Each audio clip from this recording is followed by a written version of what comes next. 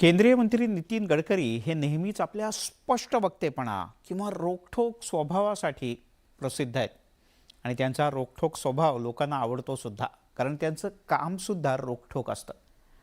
खरं तर नेते मंडळी मतदार नाराज होणार नाहीत ना याची काळजी घेतात, पण नितीन गडकरींच्या निर्भीडपणाची आणि स्पष्ट वक्तेपणाची प्रचिती नागपूरकरांना आली.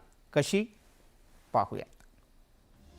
केंद्रीय रस्ते वाहतूक मंत्री नितीन गडकरी हे रोखठोक भूमिका मांडण्यासाठी प्रसिद्ध आहेत. मंच कोणताही असो, ते कोणतीही भीडभाड न बाळगता आपली मतं मांडत असतात. लोकप्रतिनिधी मतदार नाराज होणार नाही याची नेहमीच खबरदारी घेतात. तसंच निवडणुकीच्या काळात मतदारांना खुश करण्यासाठी विविध कृत्या लढवल्या जातात. मात्र गडकरींनी यावर वेगळी भूमिका घेतली आहे. जलसंवर्धनापासून तर क्लायमेट चेंजपर्यंत आणि वेस्टलँडवर होणाऱ्या प्रयोग, हे अनेक प्रयोग आहेत आणि मी जिद्दीने करतो ते. म्हणजे मी प्रेमाने करतो, नाहीतर ठोकून करतो. कारण मी एकदा लोकांनाही सांगितलं, आता पुष्कळ झाला, आता मी पण निवडून आलो, लोकांना तुम्हाला पटलं तर होट द्या, नाही तर नका देऊ. मी आता फार लोणी लावायला तयार नाही म्हटलं.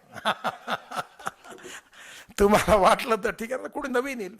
खरं मलाही आता या कामात जास्त वेळ द्यायचा आहे आणि या कामातून मला दिसतंय की भविष्य बदलू शकतं. एकीकडे निवडणुकीविषयी गडकरींनी रोखठोक भूमिका मांडली आहे, तर दुसरीकडे राजकीय नेत्यांच्या भ्रष्टाचारावरूनही कानपिचक्या दिल्यात. गेल्या 2 टर्मपासून नितीन गडकरी नागपूर लोकसभा मतदारसंघाचं प्रतिनिधित्व करतायत. 2014 मध्ये त्यांनी विलास मुत्तेमवार तर 2019 मध्ये नाना पटोलेंचा लोकसभा निवडणुकीत पराभव केला.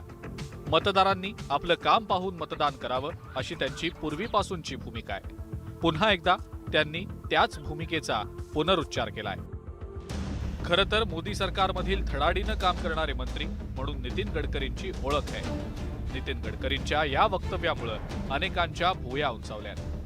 Bureau report, news 18 Lokmat.